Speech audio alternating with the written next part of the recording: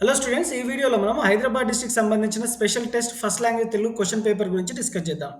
Hyderabad district వాళ్ళకి ఈ రోజు నుంచి ఎగ్జామ్ కండక్ట్ చేయడం జరిగింది స్పెషల్ టెస్ట్. అదే వేరే డిస్ట్రిక్ట్ వాళ్ళకి మాత్రం 5th ఫిబ్రవరి నుంచి ఉంది. సో సిలబస్ ఏంటి అంటే S7 తర్వాత ఉన్న టాపిక్స్ ఏవైతే ఉన్నాయో that is the syllabus for special test. So first paragraph చూద్దాము. కింద పేరాగ్రాఫ్ చదవండి, కింది ప్రశ్నలకు సమాధానం రాయండి. 5 క్వశ్చన్స్ ఇస్తాడు, 5 మార్క్స్ స్టూడెంట్స్. ఈ పారాగ్రాఫ్ ఎప్పుడు ఉపవాచకం రామాయణం నుంచే ఇస్తాడు. సో ఫస్ట్ క్వశ్చన్, సుగ్రీవుడు మాటిమాటికి ఎందుకు దిక్కులు చూస్తున్నాడు? ఎందుకు దిక్కులు చూస్తున్నాడు అంటే సుగ్రీవుడు అతని శక్తి సన్నగిల్లుతున్నందుకు మాటిమాటికి దిక్కులు చూస్తున్నాడు. సెకండ్ క్వశ్చన్, వాలి స్పృహ కోల్పోవడానికి కారణం ఏంటి? రాముడు సంధించిన బాణము వాలికి తగిలినందుకు వాలి స్పృహ కోల్పోయాడు. శ్రీరాముడు వాలికి మరణదండ ఎందుకు విధించవలసి వచ్చింది? తమ్ముడు భార్యను చెరపట్టడం వంటి అధర్మాలు ఒడిగట్టడం వల్ల శ్రీరాముడు వాలికి మరణదండ విధించాడు. శ్రీరాముని మాటలు విన్న వాలి ఏం చేశాడు? శ్రీరాములు మాటలు విన్న వాలి తన తప్పును తెలుసుకున్నాడు. రాముడు తన కోరి ఉంటే తనేమి చేయగలని వాలి అన్నాడు.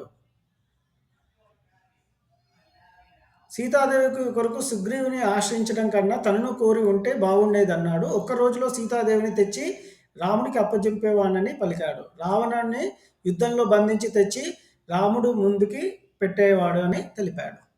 సో ఇది 5 మార్క్స్ స్టూడెంట్స్. కింది పద్యాల్లో ఒక పద్యాన్ని పూరించి భావం రాయండి. 5 మార్కులు. భవదీయార్చన మదింగైకు సర్వేశ్వర.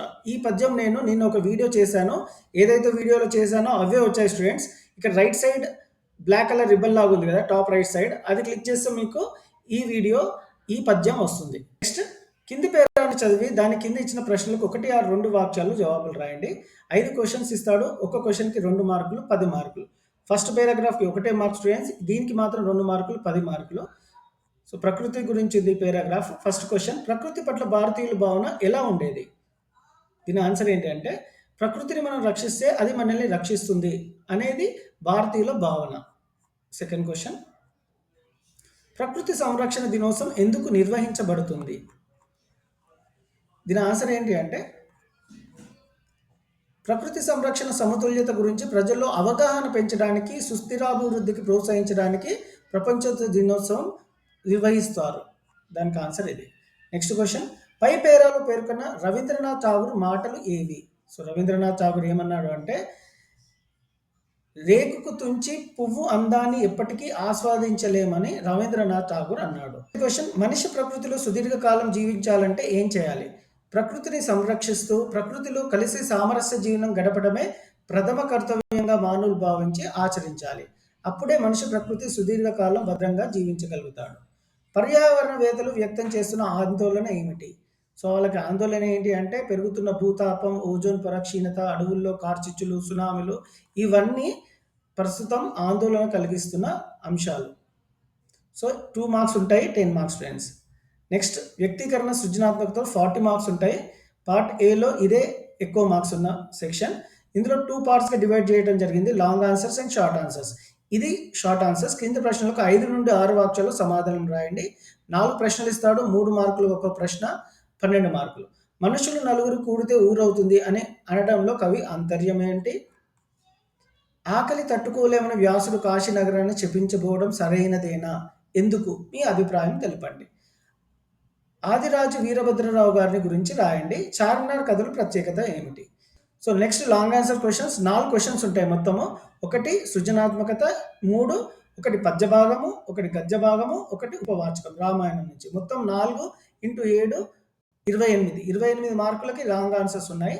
సో ఈ 16 క్వశ్చన్ ఎప్పుడు మనకి పద్య భాగం నుంచి అడుగుతారు స్టూడెంట్స్. శతక మధురం పాఠం ఆధారంగా మీరు తెలుసుకున్న విలువను వివరించండి. సో ఇది నేను ఇంతకుముందు నిన్న చేసిన వీడియోలో ఇదే ఇంపార్టెంట్ క్వశ్చన్గా భావించి చెప్పాను. ఇక్కడ టాప్ రైట్ సైడ్ కార్నర్లో బ్లాక్ రిబన్ లా ఉంది కదా, అది క్లిక్ చేసి మీకు ఆన్సర్ వస్తుంది. గద్య భాగంలో నుంచి ఏ క్వశ్చన్ అడిగాడో చూద్దాం. సంపాదకీయ వ్యాసాలు అంటే ఏమిటి? వాటిని చదవడం వల్ల కలిగే ప్రయోజనాలు వివరించండి. గోల్కొండ పట్టణ వైభవం విశిష్టతలను తెలుసుకున్నారు కదా, తద్వారా మీరు పొందిన అనుభూతులను తెలపండి. సో ఇక్కడ కూడా ఈ ఆన్సర్ కూడా నేను ఇక్కడ టాప్ రైట్ సైడ్ కార్నర్లో వీడియో చేశాను, క్లిక్ ఆన్ దట్. ఇక రామాయణంలో నుంచి త్రిజట ఎవరో, ఆమెను వచ్చిన కళ సారాంశం ఏంటో తెలపండి. లేదా ఆపదల పాలైన వారిని ఆదుకునేవాడు నిజమైన మిత్రుడు అనే అంశాన్ని రామాయణం ఆధారంగా సమర్థిస్తూ రాయండి. సో ఈ 2 ఎక్స్పెక్టెడ్ క్వశ్చన్సే. సో నెక్స్ట్ సృజనాత్మకతలో అడిగిన క్వశ్చన్స్ ఏంటి అంటే, ప్రతి ఒక్కరు దేశభక్తి కలిగి ఉండి దేశాభివృద్ధిని తోడ్పడాలి అనే అంశాన్ని వివరిస్తూ వ్యాసం రాయండి. చారిత్రక హైదరాబాద్ నగర వైభవాన్ని తెలిపే విధంగా ఒక కవిత రాయండి. సో, ఈ రెండిట్లో ఏదో ఒకటి రాయాల్సి ఉంటుంది. 7 మార్కులు.